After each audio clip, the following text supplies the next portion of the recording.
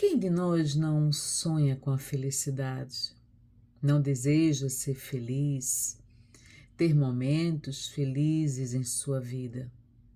Todos nós desejamos. No capítulo 5 do Evangelho segundo o Espiritismo, existe um parágrafo que fala sobre a felicidade não é deste mundo. Com efeito, nem a riqueza, nem o poder, nem mesmo a florida juventude são condições essenciais à felicidade. E aí tem uma passagem que fala que se o homem ajuizado é uma raridade neste mundo, o homem absolutamente feliz jamais foi encontrado. Bem interessante esse trecho. O homem absolutamente feliz jamais foi encontrado. As bem-aventuranças do Cristo são enigmáticas. Elas mencionam sobre a questão da consolação. Bem-aventurados que choram, porque serão consolados. Bem-aventurados famintos e sequiosos de justiça, pois que serão saciados.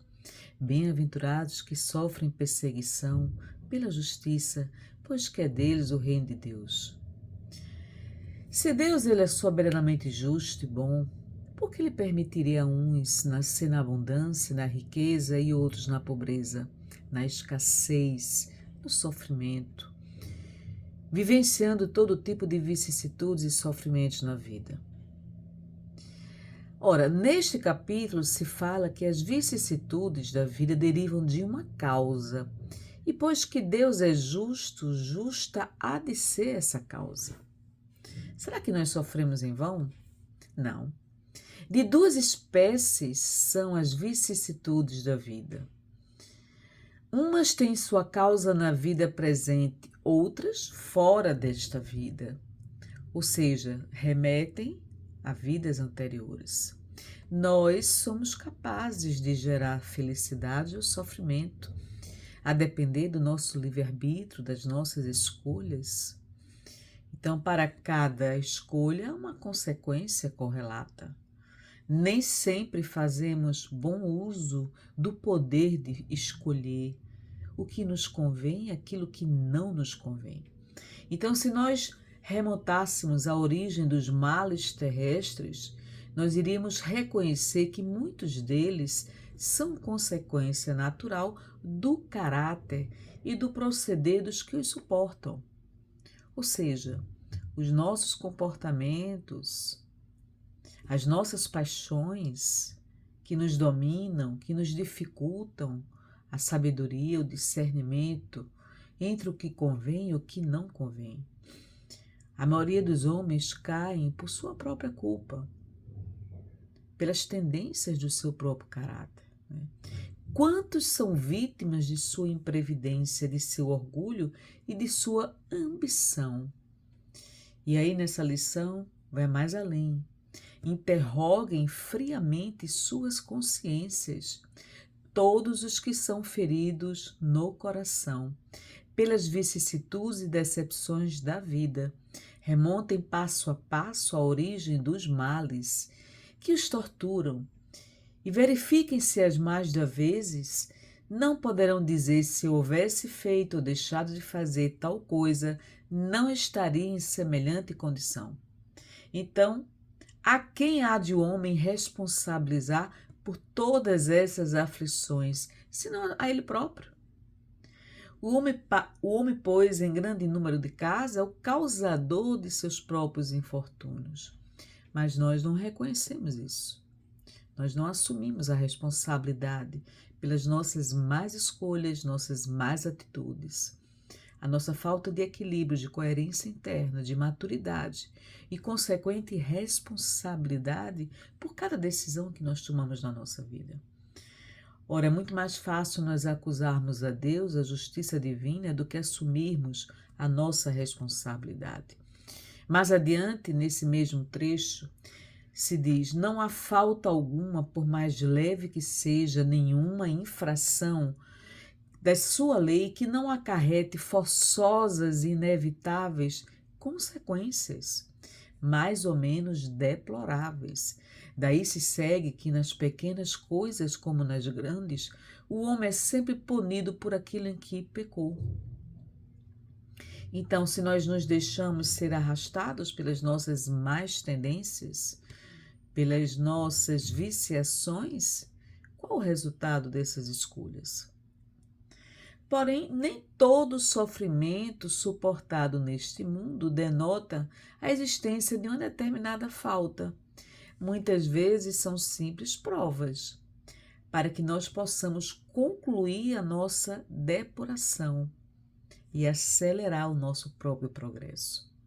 Então, a expiação serve sempre de prova, mas nem sempre a prova é uma expiação. E mais adiante, ainda nesse mesmo parágrafo, se diz: os espíritos não podem aspirar à completa felicidade enquanto não se tenham tornado puros. Qualquer mácula lhes interdita a entrada nos mundos ditosos. Poucos sofrem bem, poucos compreendem que somente as provas bem suportadas podem conduzi-los ao reino de Deus. E aí ele menciona: o desânimo é uma falta. Deus vos recusa consolações desde que vos falte a coragem. A prece é um apoio para a alma, contudo, não basta. É preciso que se tenha por base uma fé viva na bondade de Deus. O fardo é proporcional às forças como a recompensa, ou será a resignação e a coragem? Nós somos resignados? Nós compreendemos a transitoriedade do sofrimento, o quanto ele é passageiro?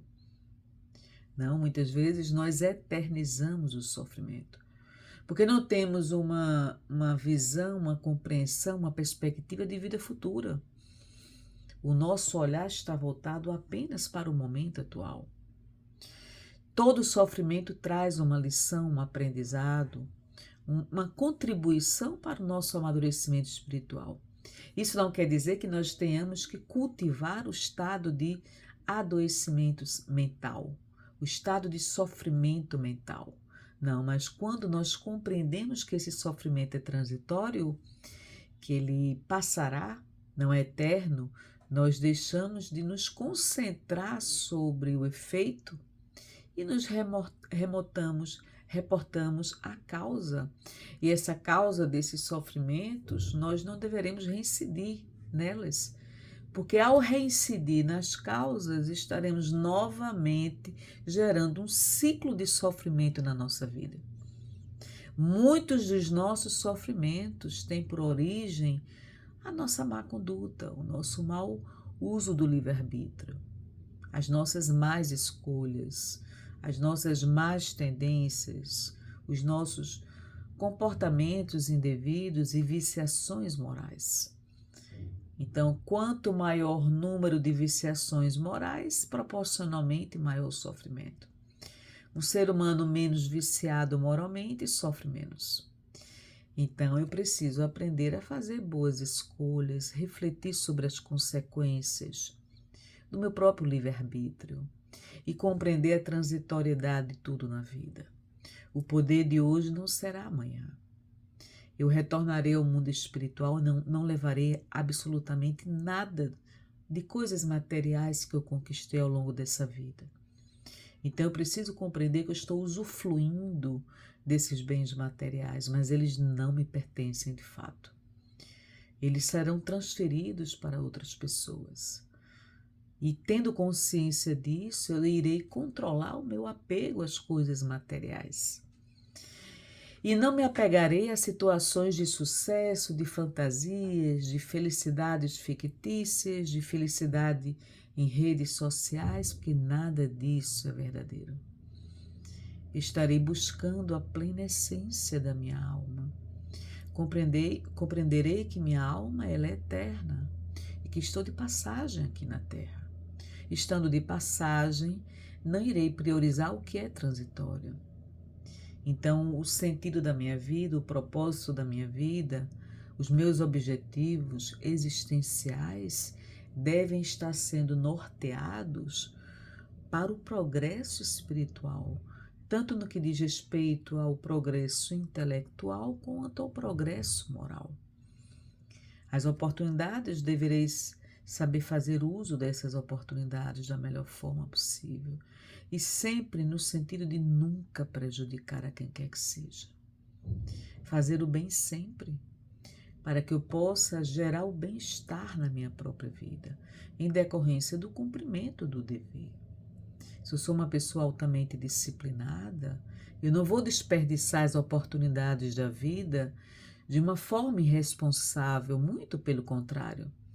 Prestarei contas, inclusive, do tempo. Prestarei contas, inclusive, das minhas escolhas, do que eu fiz e do que eu deixei de fazer. Então, no final das contas, o que restará para todos nós é o bem que nós fizemos.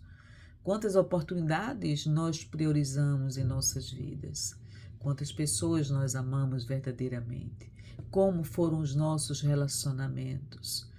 Então, isso é o que vai fazer valer a pena a nossa vida. Quando se diz que a felicidade não é deste mundo, é que ela não pode ser restrita apenas exclusivamente em sua totalidade à vida atual presente. Então eu preciso estar norteada para uma vida futura, mas sabendo aproveitar com bom uso do livre-arbítrio, com discernimento, com responsabilidade, o momento atual e todas as oportunidades que este presente me oferece. Então, quero dizer a vocês que sempre é possível redimensionar as nossas vidas, ressignificar o nosso ponto de vista. Nenhum de nós está condenado ao fatalismo do sofrimento, muito pelo contrário. Eu preciso ir eliminando gradativamente em mim mesma as causas que me geram sofrimento, as causas que me atormentam mentalmente. Então, o meu pensamento pode ser trabalhado a meu benefício ou contra mim. Tudo é uma escolha também. Que nós saibamos fazer bom uso do nosso livre-arbítrio. Sejam muito bem-vindos ao nosso canal, se inscrevam se puderem, façam seus comentários, compartilhem se acharem prudente, curtam e divulguem, por favor, todo esse trabalho que nós fazemos. Todo esse objetivo é no sentido de melhorar a nossa qualidade de vida. Essas reflexões, essas palestras, lives, cursos que nós ministramos e pequenos vídeos. Muita paz.